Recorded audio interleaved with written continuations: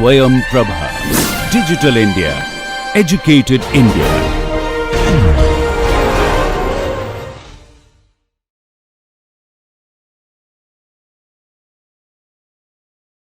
Hello and welcome to the course on dealing with materials data. In the process of statistical inference, we are undergoing the sessions on hypothesis testing. So far we have considered the testing of hypothesis with the two-sided alternative, that hypothesis that mu is equal to mu 0 with the alternate that mu is not equal to mu 0. We found that when the population variance is known, the test statistic is z, which is sample mean minus mu 0 divided by standard deviation over square root n. If it follows, if the population is normal, this follows a normal distribution. If sigma square is unknown, then the test statistic is defined as t, which is x bar minus mu 0 divided by sample standard deviation divided by square root n, and under the assumption of the normal population, this t statistic follows a t distribution with n minus 1 degrees of freedom. Then we also found that this 6th step of classical hypothesis testing procedure can also be carried out by working out the probability of type 1 error, and we also went through how to derive the type 2 error as a function of alternate hypothesis mean mu when it is not mu 0. In this session we are going to consider the case of two-sided alternatives. There can be two of them. Mu is greater than it should not be greater than or equal to, it has to be only greater than. So, let me correct myself. This should be only greater than mu 0 and this should be only less than mu 0. So, there are again we are taking the two possibilities under normal population assumption, that variance is known and variance is unknown. One-sided alternative hypothesis, you have either this or this, and we will follow the 6 steps of classical hypothesis testing. So, let us take the case when sigma square is known, mu is unknown, and we are assuming normality, that is the population is normal with mean mu and variance sigma square. We have the null hypothesis as mu is equal to mu 0 and mu, or the alternate hypothesis as mu is greater than, again the error has occurred. So, I stand corrected, mu is greater than mu 0, here also it will be mu is greater than mu 0. So, then we have the test statistic, like before, it is going to be x bar, because expected value of x bar is mu, and then we say that we can reject the null hypothesis, that is the critical region has to be such that, now I have removed the absolute value, x bar minus mu 0 has to be greater than c. So, if you look at the normal population, this is your mu 0 and there is some sigma here, some value sigma is there. What we are saying is that x bar has to be in the vicinity, but you have to reject it if it is very far away on the positive side. So, actually if it is anywhere far away from mu 0, you have to reject it, but to some extent we are going to accept it. So, we are going to make some limit if it is very far away, and this value is what I call C. If it is very far away, then this is the region where I am going to reject it. So, I am saying that x bar minus mu 0 has to be greater than C. So, this is if I plot this x bar minus mu 0, it has to be greater than somewhere here. So, if your x bar value itself is some larger than this value, then you are going to reject it. So, again our test statistic is standard normal deviate z, which is x bar minus mu 0 over standard deviation over square root n, which is a normal with a known population mean and standard deviation when h naught is true, and therefore we come to the test statistic. This is where the difference is, so I have shown it in red. The absolute value is gone, it has to be greater than C dash, which is equal to alpha, and therefore probability of z greater than C dash is alpha, then C dash has to be a small z alpha, and we will say that the decision is if the z value is greater than z alpha, then we reject H0. Let us quickly plot it up. This is a standard normal distribution with mean 0, and we say that we want this area to be alpha. So, at z alpha, actually I should have said z 1 minus alpha, because again in the table as I said, z alpha is defined as probability of minus infinity to z alpha is 1 over square root 2 pi exponential minus 1 half x bar x square dx. This has to be alpha. So, if you want this area to be alpha, z has to be z 1 minus alpha, and therefore it is here. Then you reject the null hypothesis. Please make this correction. So, anyway I have already shown in the plot. So, if we take the same example again, exactly the same example as before, and now we do the one sided testing in which we take mean is equal to mu 0 is, that is the hypothesis is that the population mean is 1110 MPa versus alternate that mean is greater than 1110 MPa.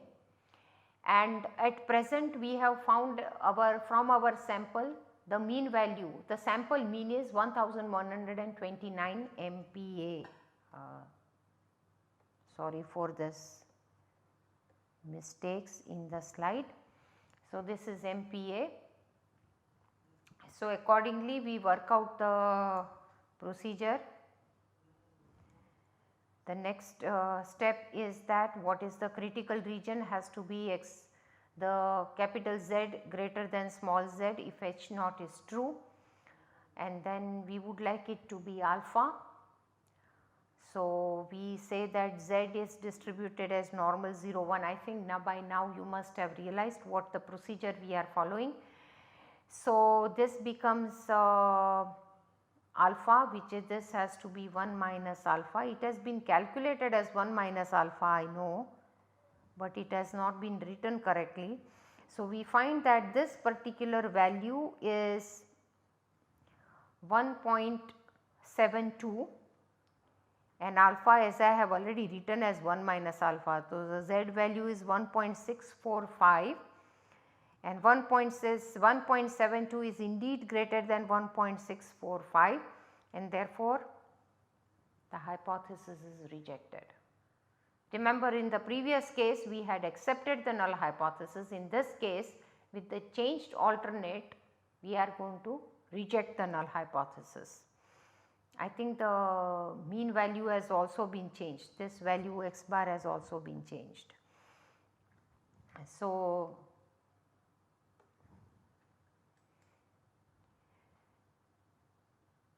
let us take the other alternate. I think you would understand in the other alternate what has to happen before going into the detail. If you are looking at the population distribution and this is mu 0, you are going to reject when this has to be small. So, mu is less than mu 0. So, up to some value you are going to accept it, below that you are going to reject it.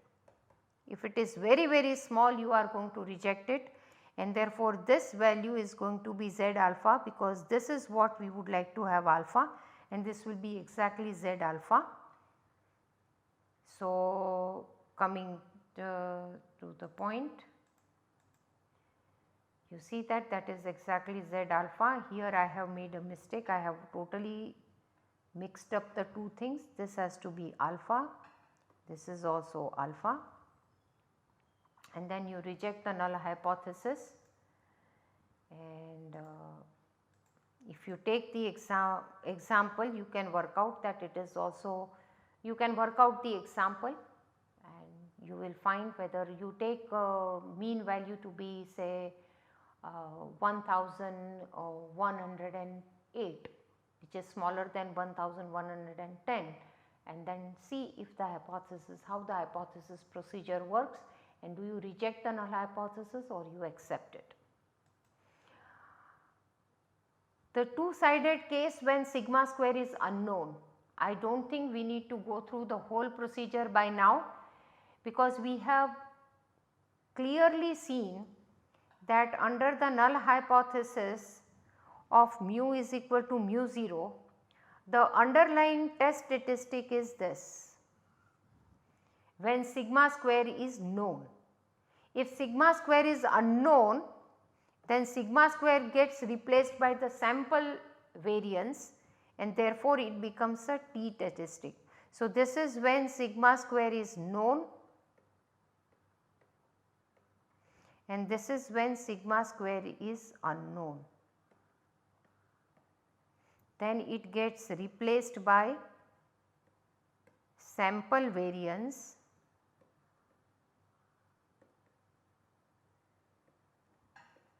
S square. Thus, the two-sided case will accordingly change to a t distribution with n minus 1 degrees of freedom, while this becomes a normal distribution with 0 mean and 1 standard deviation. I do not think we need to repeat this in a totality because it is a very obvious case. So, let us summarize it. We discussed one-sided alternate of mean value to be greater than mu 0 or less than mu 0. In both the cases we found that when sigma square is known, or rather in all the cases we found that when sigma square is known, z, which is standard normal deviate, which is x bar minus mu 0 over sigma square root n, is the test statistic, and the procedure will follow normal distribution. If sigma square is unknown, then the test statistic takes a value t because you replace sigmas by sample standard deviation, and it follows the t distribution with n minus 1 degrees of freedom. Now, before we close the session, I would like to repeat or bring out one particular feature here. Remember that x bar, that is the sample mean, is a good estimator, it is an unbiased estimator of population mean, no matter whether the distribution is normal or non-normal or whatever. Similarly, sample standard deviation or sample variance is an unbiased estimator of a population variance. It does not depend on the distribution, and therefore, these two statistics, the z statistic and the t statistic, play a central role when you want to test a hypothesis with respect to mean. Similarly, in the next session we will say that if you want to have a hypothesis testing for the variance of the population. So, you want to test a hypothesis which is something like sigma square is equal to sigma naught square, then what do you think would be the central statistic? It has to be s square over sigma naught square, and it would be distributed as chi-square with n minus 1 degrees of freedom. And just as t and Z, this is going to be the test statistic. Hello and welcome to the course on dealing with materials data. Presently we are going through the sessions on hypothesis testing. We have so far considered the sessions which deals with, so if we quickly write down what we have seen, we have dealt with the hypothesis H0 or H0 null hypothesis that mu is equal to mu 0. We have assumed that population is normal.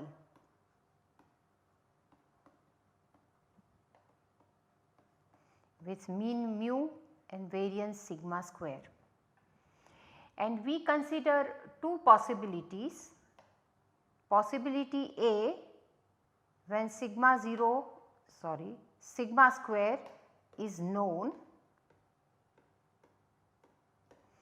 Another possibility we deal with is when sigma square is unknown. In either case, we would like to discuss, or we have already discussed, the three alternates. The first alternative we talked is a two-sided alternative, that mu is not equal to mu 0. Second alternative is that mu is greater than mu 0, and the third alternative we have discussed is mu is less than mu 0. Under both the cases, that sigma square is known and sigma square is unknown. We found when sigma square is known, we found that test statistic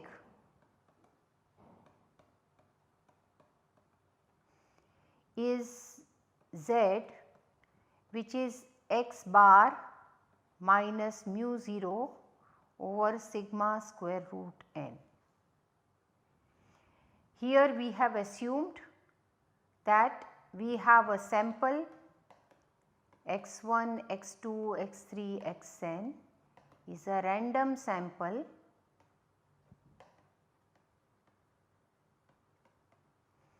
from normal population with mean mu and variance sigma square.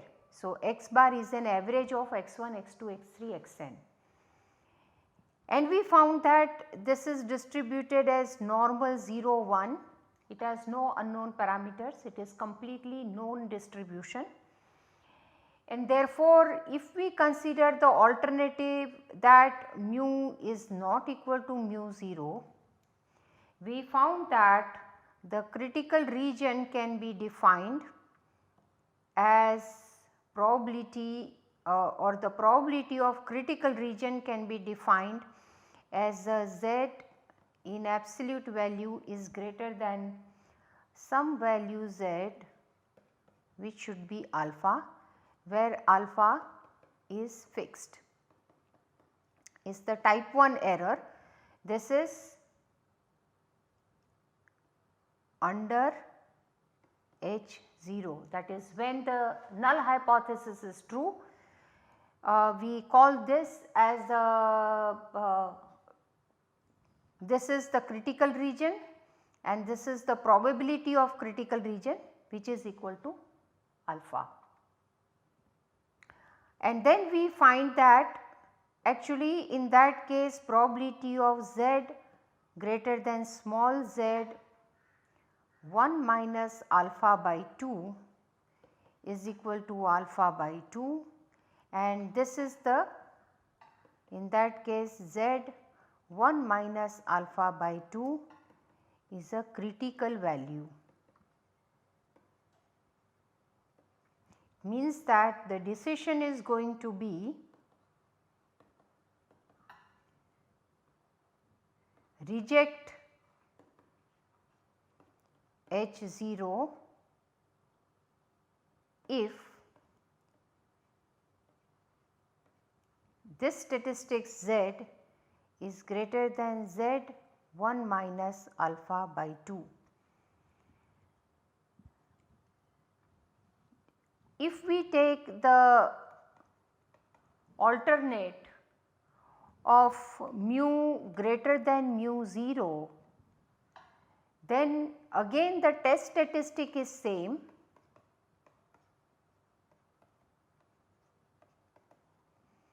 is Z,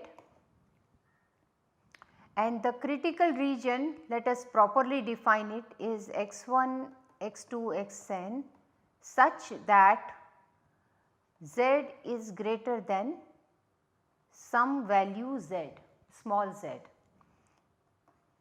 This is your critical region under H0. So you can say that probability of critical region under H0 is equal to probability that Z is greater than small z should be alpha, and therefore what we find is that it has to be probability that Z greater than Z 1 minus alpha is equal to alpha. If this 1 minus alpha by 2 and 1 minus alpha is confusing you, I would like to remind you that you take a standard normal population. This is normal 0 1, this is your mean 0, then Z of Z sub A is defined as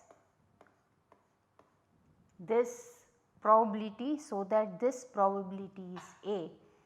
So in this case, if we want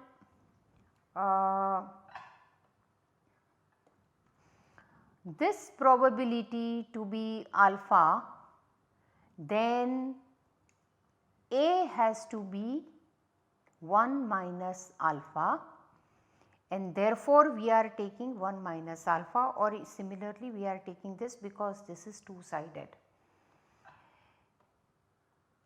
So then when we come to the next possibility is that alternate of H, that mu is less than mu naught, then our critical region is going to be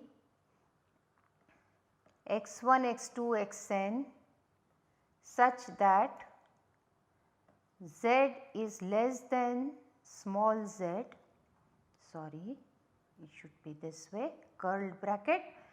So probability of C under H0 is equal to probability of Z less than small z, which should be alpha, and therefore we find that probability of Z less than Z alpha is equal to alpha, and therefore the critical value, this is the critical value. This is the critical value. In this case the decision is, in the previous case the decision is, if reject H0 if Z is greater than Z small z 1 minus alpha, and in this case the decision would be reject H0 if Z is smaller than small z alpha. So this is what we have done so far. Next thing what we have made change is that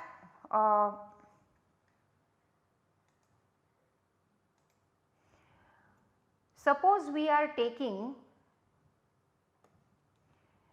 the sigma square as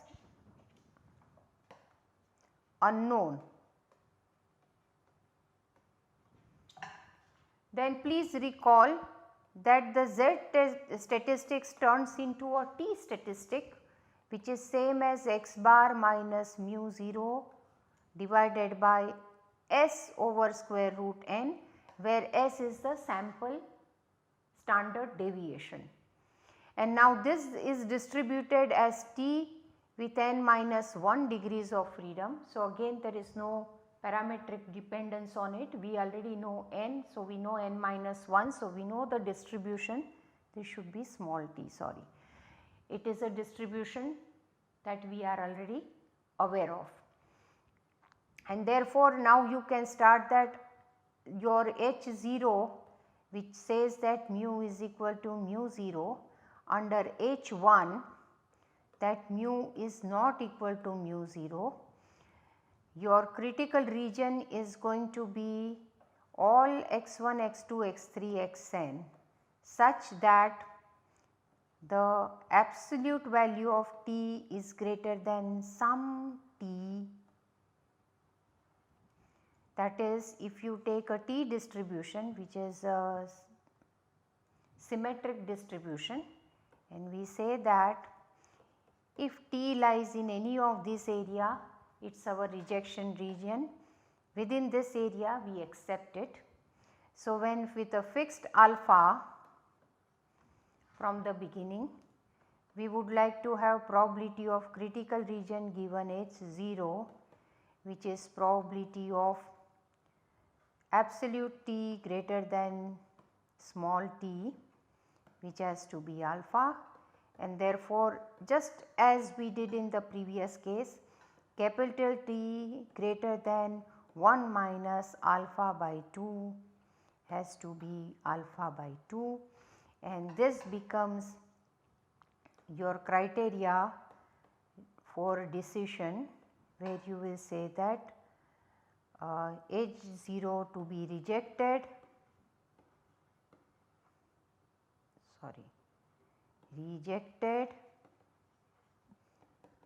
if t is greater than small t 1 minus alpha by 2. Sorry, here I should write n minus 1, and here also I should write n minus 1, because that specifies its degrees of freedom. So, on the same line, quickly we can say that if we consider the testing of hypothesis H1, the alternate of H2, which says that mu is greater than mu 0, then do I need to give much explanation? Please recall, our decision is reject H0 if the same t is greater than small t 1 minus alpha with n minus 1 degree of freedom. And in the case of the third hypothesis, mu less than mu 0, third alternate hypothesis, the decision making is going to be reject H0 if t is less than t alpha n minus 1. N minus 1 is degrees of freedom. So, this is what we have learned so far in the hypothesis testing. The important two statistics we have found so far is z, which is x bar minus mu 0 over sigma square root n distributed as a normal 0 1, and in the other case our test statistic is t, which is x bar minus mu 0 over sample standard deviation square root n, which is distributed as a student's tree distribution with n minus 1 degrees of freedom. In the today's case, what we would like to do is consider a case when you want to test that sigma square itself is equal to some pre-decided value sigma 0. So, today what we want to consider is a case of sigma square is equal to sigma naught square, where sigma square is population variance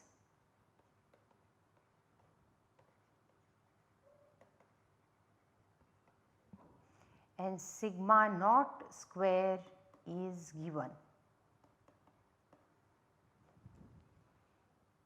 when this is the case,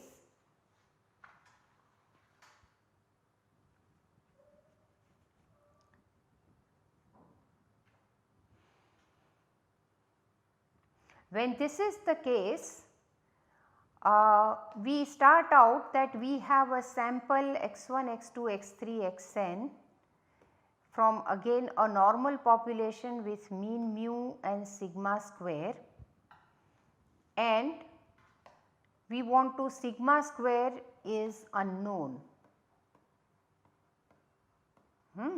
and we want to test the hypothesis that sigma square is a given value sigma naught square.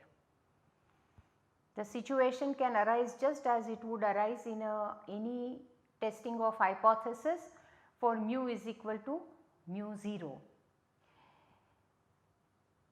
Again we consider the alternate hypothesis H1 first as sigma square is not equal to sigma naught square. It is a two-sided alternative. Okay. Let us follow the 6 steps. Let us follow the 6 steps of hypothesis testing. So, first step is that fix alpha. Okay, so we have fixed up alpha. Number 2, clearly write your hypothesis, null hypothesis, which is sigma square is equal to sigma naught square, and your alternative versus you are testing against the alternative H1 which says that sigma square is not equal to sigma 0 square. Okay. What is the best statistic to represent this sigma 0? Well, we know that S square, which is equal to 1 over n minus 1 summation I is equal to 1 to n x I minus x bar whole square, this is just to recall, is a good statistic because expected value of S square is equal to sigma square. We have shown it in the past. And therefore, the fourth step, we can define a critical region such that x1, x2, x3, xn should be such that the S square value is larger than some let us call it x value. Okay. This is going to be our critical region. So, in that case, fifth step is to identify the critical region. So, we find that n minus 1 times S square divided by sigma square is distributed as chi square with n minus 1 degrees of freedom. Please recall this. N minus 1 times the sample variance divided by the population variance is distributed as chi square n minus 1, and chi square n minus 1 does not depend on any parameter, it is n minus 1 which is already known because you already have a sample of size n. So, you already know n. Okay. So, therefore, your probability is that n minus 1 S square over sigma square, which I call it an x, this will create a confusion. So, let us call it a y, such under the condition H0, this probability this greater than x should be equal to alpha. I will rewrite this so that there is a very clarity in it. Y which is equal to n minus 1 S square over sigma square is greater than x under H0, this probability should be alpha. If H0 is correct, this means that you are looking for probability of y which is n minus 1 S square over sigma naught square greater than x should be alpha. Now because the alternate is on both sides, actually this is insufficient. We have to say that for alternate which is both sides, that which says that sigma square is not equal to sigma naught square, in a chi-square distribution it should lie somewhere between two limits a and b, where this is also alpha by 2 and this is alpha by 2. So considering that, we modify our critical region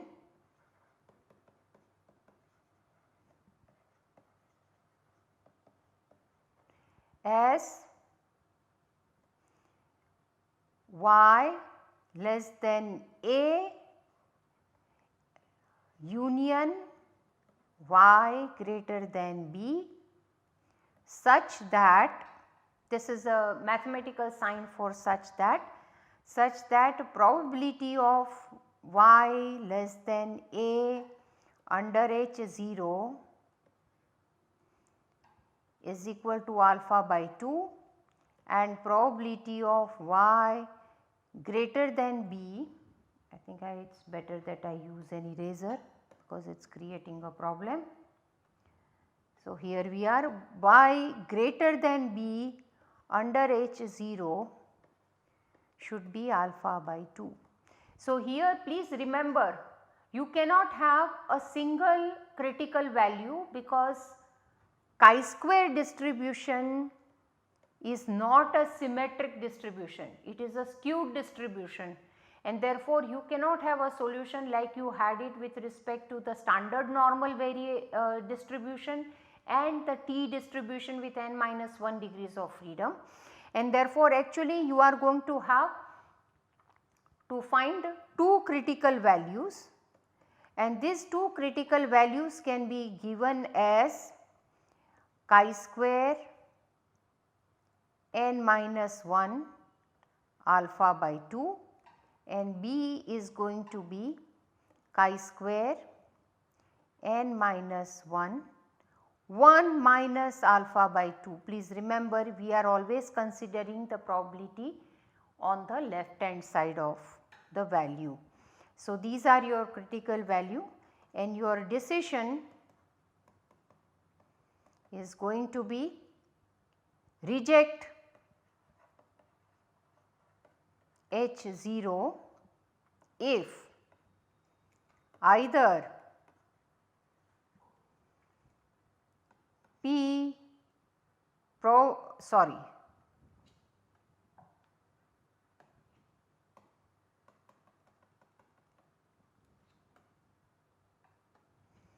either y which is n minus 1 s square over sigma naught square is less than chi-square n minus 1 alpha by 2, or y is greater than chi-square n minus 1 minus alpha by 2.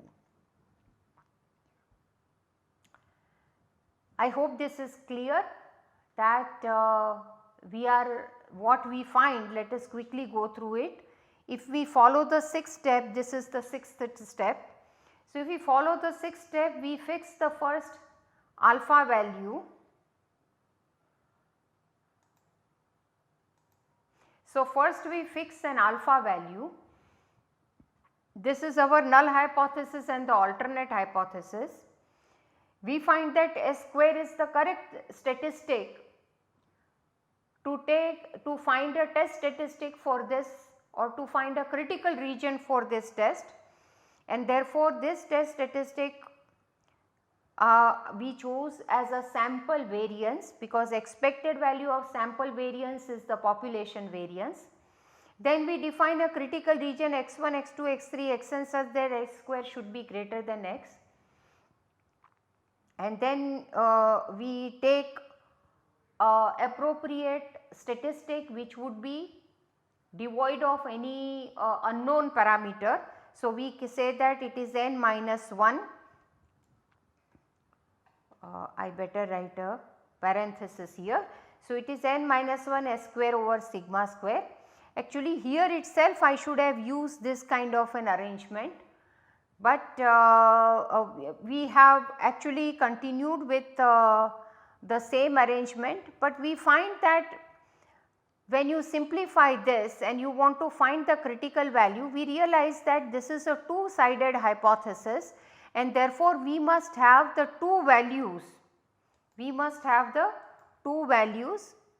A and B, and therefore we find that the critical region can be modified to this, and finally we come up with a test. Now I believe it is not very difficult to understand as to what would be the case if you take H0 as sigma square is equal to sigma naught square versus H2, which says that sigma square is greater than sigma naught square.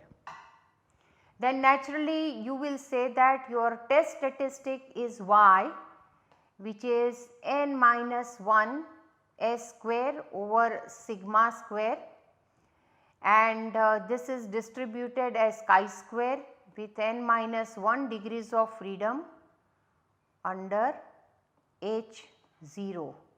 Okay. And therefore, a probability of y greater than x has to be alpha. Now we are correct, because if you look at the region, we want the sigma square to be greater than sigma naught square.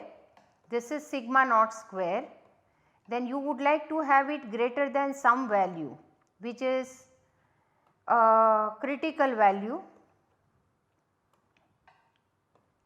which will be a critical value which I am calling x. But now you can make out that in that case x is nothing but chi square with n minus 1 degrees of freedom and 1 minus alpha. Please remember again, if you take the alpha chi square distribution and if you wish to have this value such that this is alpha, in that case this area is 1 minus alpha, and therefore this value is, I call it chi square n minus 1 minus alpha. So, that is the value which will come. So, the decision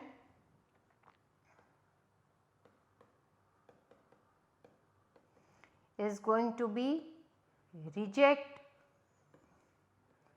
H0 if n minus 1 s square over sigma naught square is greater than chi square with value of chi square with n minus 1 degrees of freedom at 1 minus alpha probability. Similarly, you can easily show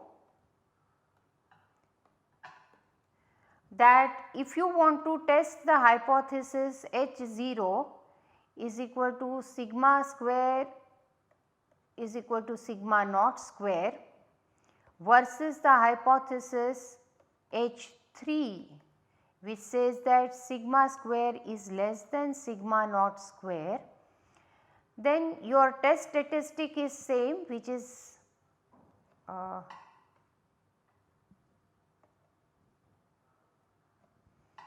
the test statistic is going to be n minus 1 s square divided by sigma 0 square, which will be distributed as chi square with n minus 1 degrees of freedom, and we are looking for a probability that y is less than x has to be alpha under H0. So, if you look at the probability curve, you are looking at this value of x, so that this is alpha and this is given by chi square n minus 1 alpha, and therefore your decision is going to be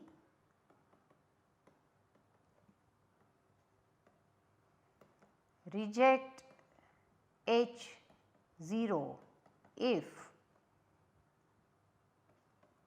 n minus 1 s square over sigma naught square is less than chi square with n minus 1 degrees of freedom and alpha probability. So, with this we conclude this session on testing of hypothesis for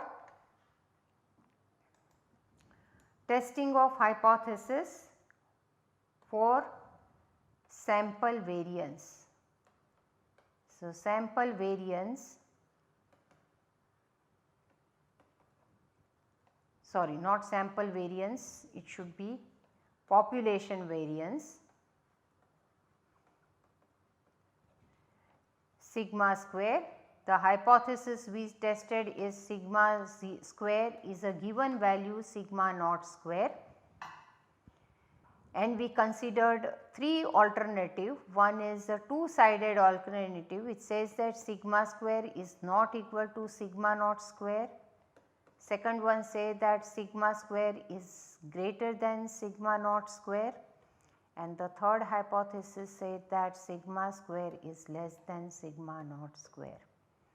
In all the cases we found that test statistic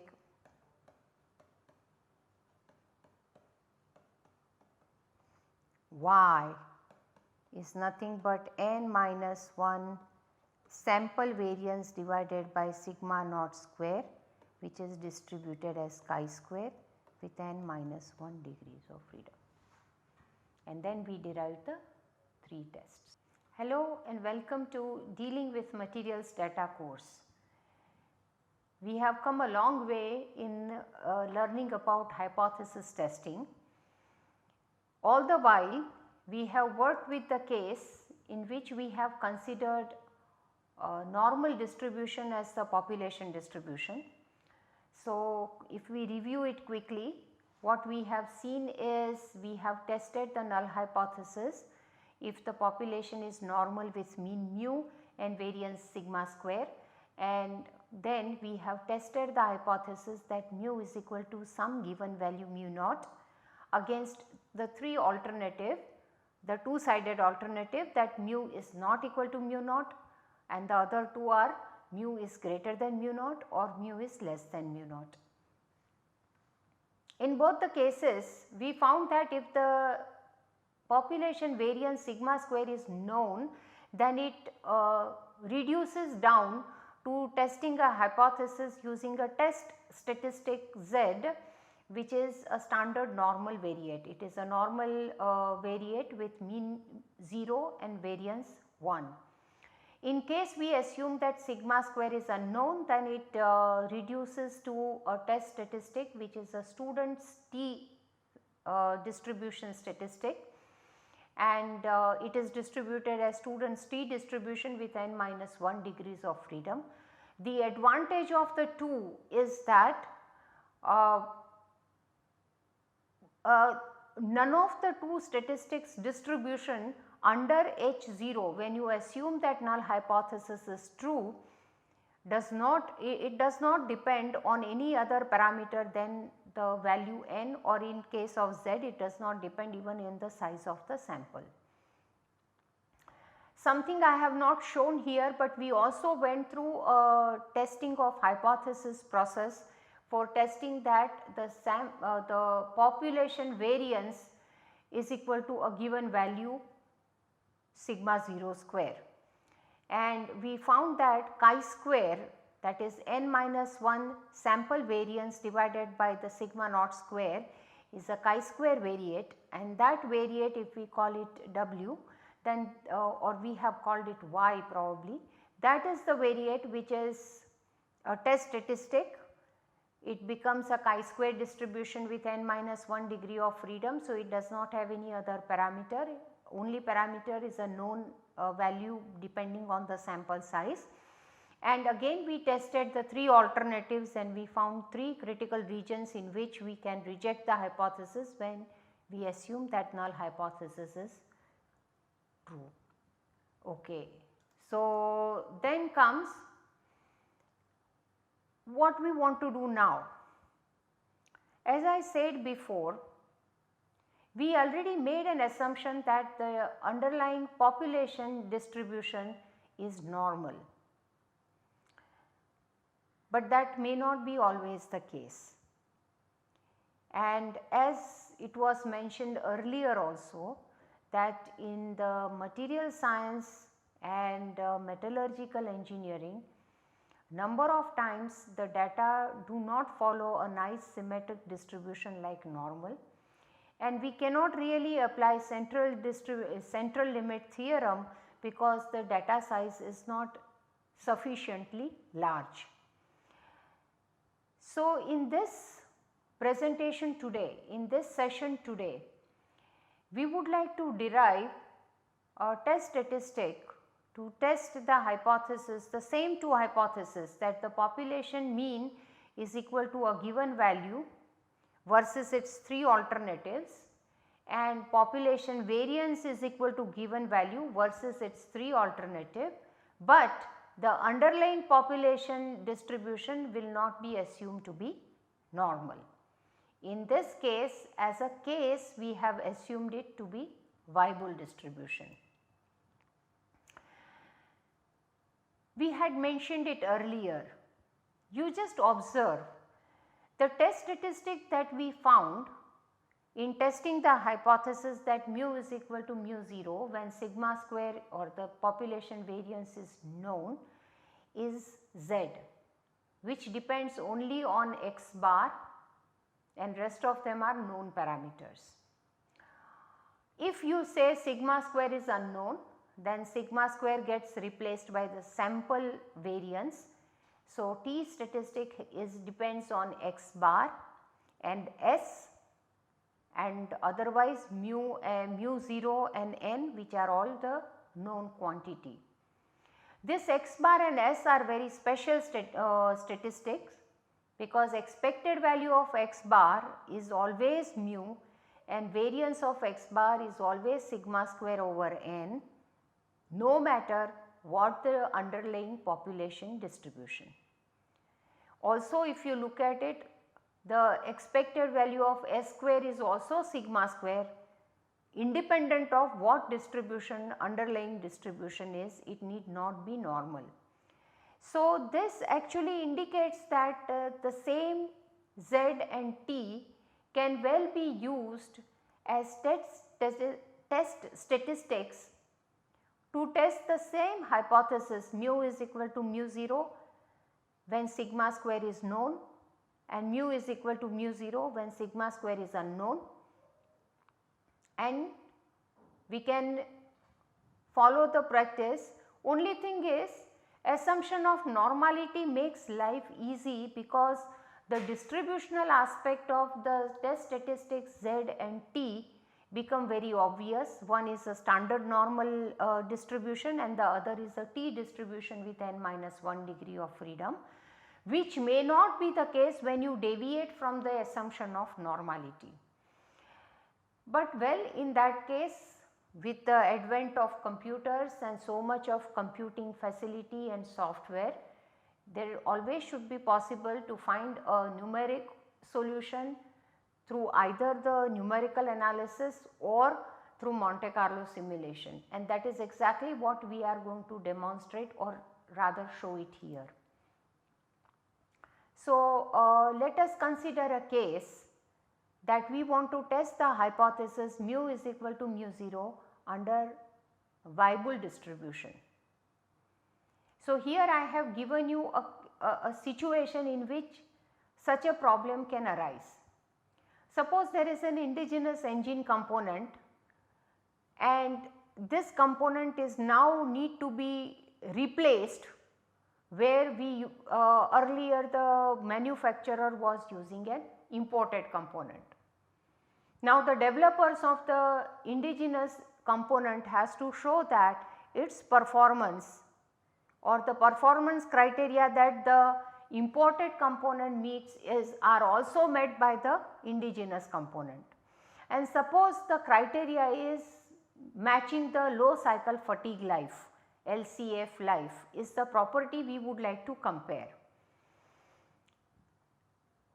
So, assume that we have a data, sample data from the indigenous component x1, x2, x3, xn, and we would like to, from this data we would like to show that the mean LCF value and the standard deviation of LCF value from this sample is same as what you would get from the imported component. Remember, it is one can show that LCF values can follow closely Weibull distribution. So, let us set up the problem. We want to test if LCF of indigenous component is same as that of an imported component. So, for comparison we have two pieces of information.